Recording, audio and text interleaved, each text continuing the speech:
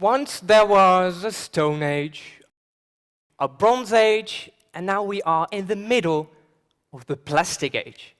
Because every year we produce about 300 million tons of plastic, and a fraction of that enters rivers, waterways, and eventually the oceans.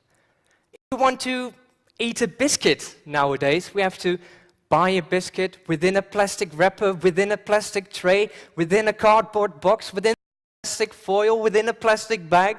It's not hazardous nuclear waste, it's a biscuit. And well, this is me. I love diving. Just taking you through my holiday slides here. This is at the pristine Azores Islands. And this is how their beaches look. Covered with plastic fragments.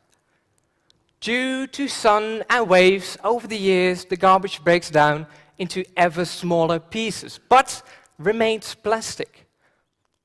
And, well, interestingly, you don't see a lot of red particles in here, because those look like food to birds more than any other color. So this is the result. And while the debris primarily collects at these 5 rotating currents, called the gyres, where it doesn't only directly kill sea life, but due to the absorption of PCBs and DDTs, also poisons the food chain. A food chain that includes us, humans.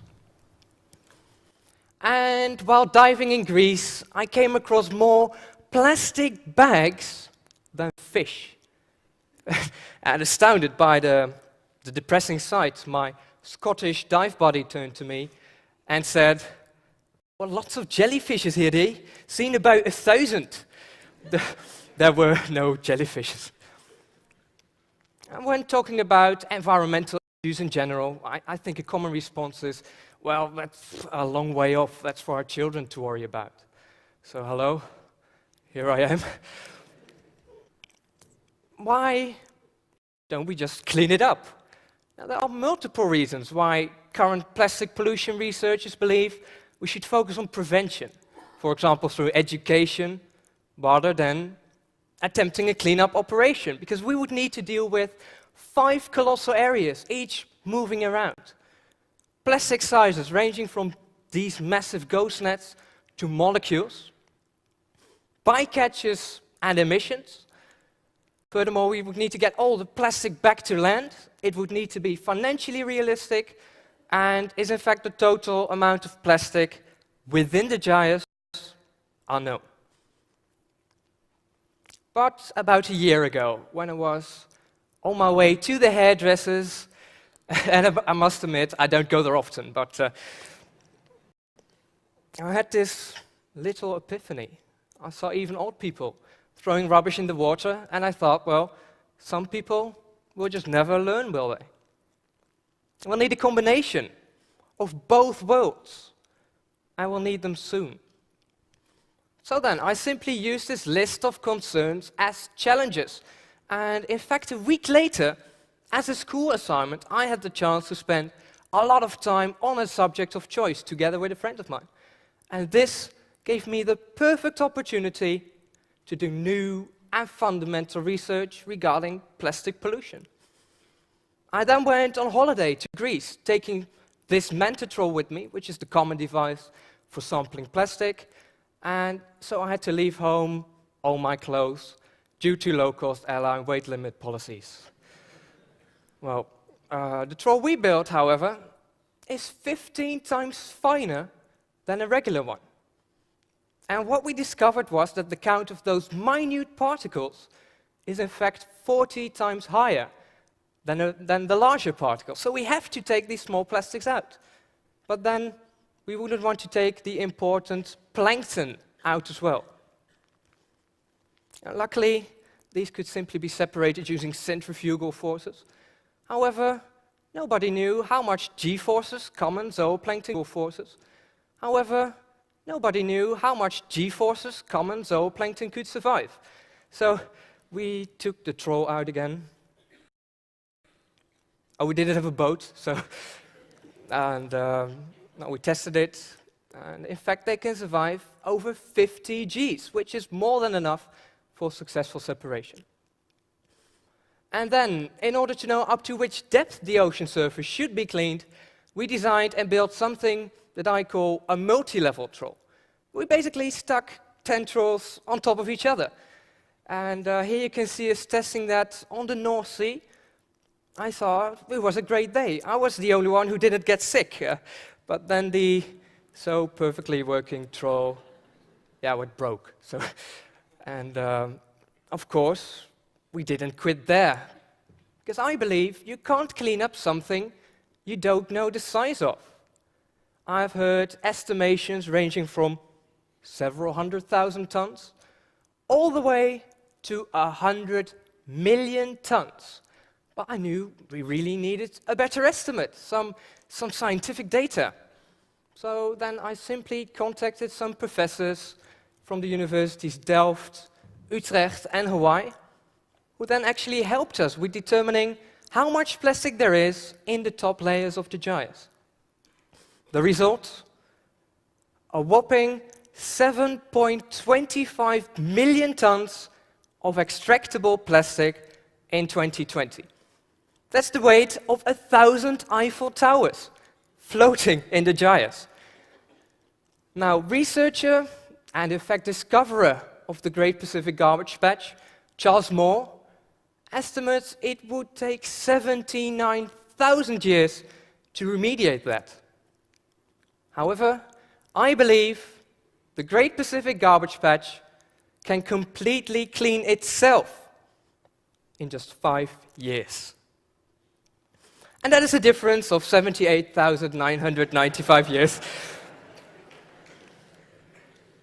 Well, of course, this is the conventional idea of extracting litter, right? So you have a vessel and a net fishing for plastic.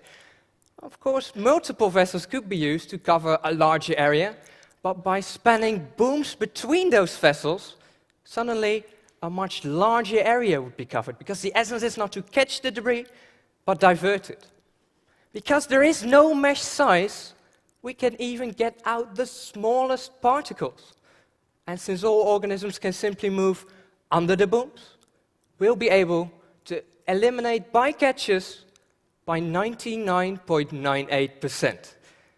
But if we want to do something different, shouldn't we also have to think differently? For example, then, the absorption of PCBs by plastic is not such a bad thing. It's a good thing. Get all the plastics out and simultaneously remove tons and tons of persistent organic pollutants from the marine environment. But how would we minimize environmental, financial, and transportation costs then? Let's use our enemy to our advantage, okay? The oceanic currents moving around is not an obstacle. It's a solution. Why move through the oceans if the oceans can move through you? By fixing the ships to the seabed and letting the rotating currents do their work, vast amounts of funds, manpower, and emissions will be saved. The platforms will, of course, be completely self-supportive, receiving their energy from the sun, currents, and waves. And inspired by my diving at the Azores, it now actually seems that the best shape for these platforms is that of a manta ray. By letting its wings sway like a real manta, we can ensure contact of the inlet with the surface, even in the roughest weather. Well, imagine a zigzagged array of just 24 of these platforms cleaning an entire ocean. Let's make a comparison, okay? These are the beaches of Hong Kong earlier this year, the largest plastic spill in history, and this is their source, just 6 containers. How much could we get out? over 55 of these containers per day. Not only is plastic directly responsible for over $1 billion in vessel damages a year, no, the awesome surprise for me was that if we'd sell the plastics retrieved from the 5 gyres, we'd make over $500 million. And this is in fact more than the plan would cost to execute. In other words, it's profitable. But I believe that the key thing is that only if we realize change is more important than money, money will come. And yes, it will be one of the largest environmental rescue operations yet. But we created this mess. Heck, we even invented this new material first before we made this mess. So please, don't tell me we can't clean this up together. Thank you very much.